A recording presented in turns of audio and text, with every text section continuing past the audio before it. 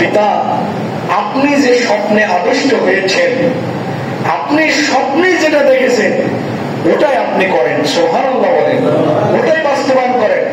আপনি যদি আমাকে জবেও করে থাকেন, জবের সিদ্ধান্ত নিয়ে থাকেন, আর এই সিদ্ধান্ত যদি আল্লাহর সিদ্ধান্ত হয়, আর আপনি যে মতামত ব্যক্ত করবেন, আমাকে জবেও করবেন এই মত যদি আল্লাহর মত হয়, আপনি কি আমি জবেও করবেন এই মত যদি আল্লাহর মত হয়, এই পথ যদি আল্লাহর পথ হয়, এই কাজ যদি আল্লাহর পথ হয়, এই আমল যদি আল্লাহর আমল হয়, আমি ইসমাঈল আলাইহিস সালাম পুত্র হিসাবে, আপনি পিতা, সে আদর্শে আমি ঐক্যবদ্ধ হয়ে আমি আত্মসমর্পণ করলাম, আমি মুসলমান হয়ে গেলাম, আমি সারেন্ডার করলাম। বলুন না সুবহানাল্লাহ। ফালাম্মা আসলামা ওয়া তাল্লাহা লিল জাবিন।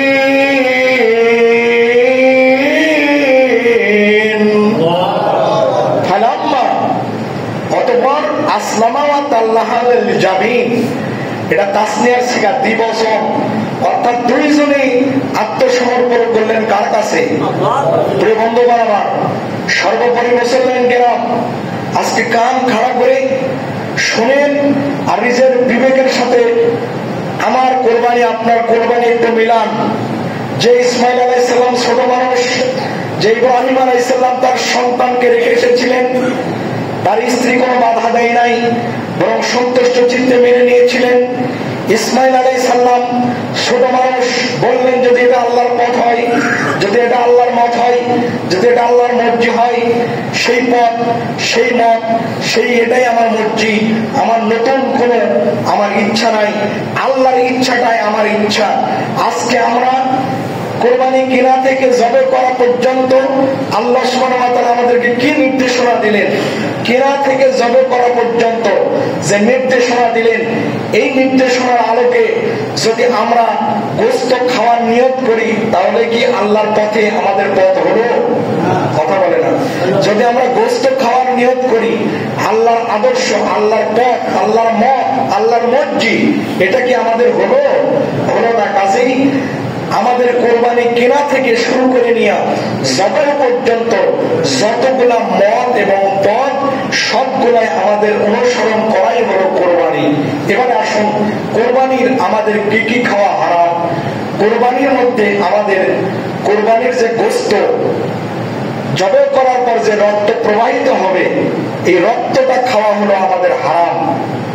কোরবানির মধ্যে জবে করার পর যে রক্ত প্রবাহিত হয়, এই রক্তটা খাওয়া হলো হারাম। আর কিছু বিষয় মাকরুহ আছে, এটা খাওয়া হলো মাকরুহ, এটা হালালও না, হারামের এক পর্যায়ে কাছাকাছি।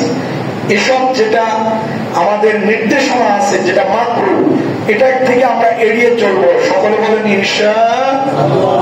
দেখুন, সেটা হলো, আমি কয়েকটা জিনিস খাওয়া হলো মাকরুহ, এর নির্দেশনা আপনাদেরকে দিতে চাই। আল্লাহর হাবিব বলেছেন যে পিত্তথলি, অর্থাৎ কোরবানি পশুর পিত্তথলি, এরপরে মূত্রনালী, এরপরে পুরুষাঙ্গ, এরপরে মহিলা হলে গুপ্তাঙ্গ, এরপরে হলো পুরুষ হলে অন্ডকোষ, আর হলো মাংসের গ্রন্থি, অর্থাৎ মাংসের ভেতরে দেখবেন সাদা পেঁচালা কিছু সাদা অংশ থাকে, ওটাকে ফেলে দিতে হবে। এটা খাওয়া হলো মাকরুহ। আপনারা যদি কারো রুচিতে আসে খাবেন, কিন্তু এটাকে ফেলে দেওয়াই উত্তম, ফেলে দিতে হবে। যেহেতু আমাদের মত এবং পথ আমরা আত্মসমর্পণ করেছি কার উদ্দেশ্যে?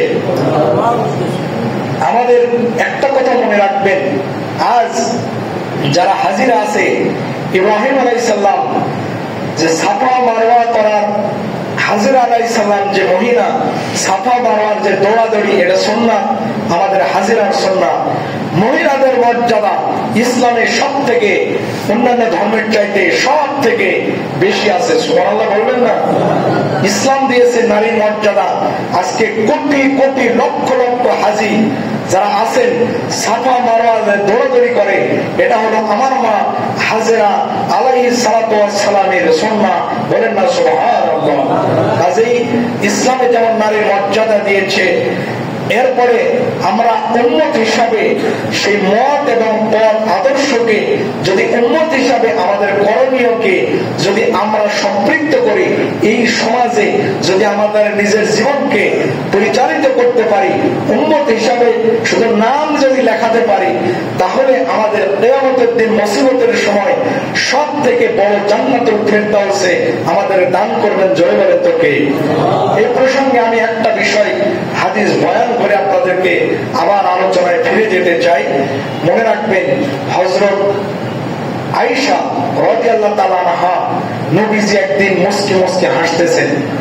হাসির সময় যখনই নবীর মন ভালো হয়, তখনই আয়েশা রাদিয়াল্লাহু তাআলা আনহা নবীকে বলেন যে হুজুর আমার জন্য একটু দোয়া করেন। কারণ জানেন যে প্রত্যেকটা নবী রাসূলের দোয়া কবুল করেন। জোরে বলে তো কে? আর নবীজি যতগুলো দোয়া করেছেন সব দোয়াই কবুল করেছেন আল্লাহ। সুবহানাল্লাহ বলবেন না? নবীজি একদিন মুস্কি মুস্কি হাসলেন। ঠিক এই সময় আয়েশা রাদিয়াল্লাহু তাআলা আনহা বলছেন, আয়েশা, কোন এক আনন্দের সময় আয়েশা বলছেন, হুজুর আপনার মনটা ভালো আছে, হাসতেছেন, তো আমার জন্য একটু দোয়া করেন হুজুর। নবীজি এবার আয়েশা রাদিয়াল্লাহু তাআলা আনহাকে বললেন, আয়েশা, আমি আল্লাহ সুবহানাহু ওয়া তাআলার দরবারে এই মুহূর্তে আমি দোয়া করি যে তোমার অতীতের জীবন যেন, অতীতের গুনাহ যেন আল্লাহ মাফ করে দেয়। জোরে বলেন না আমিন।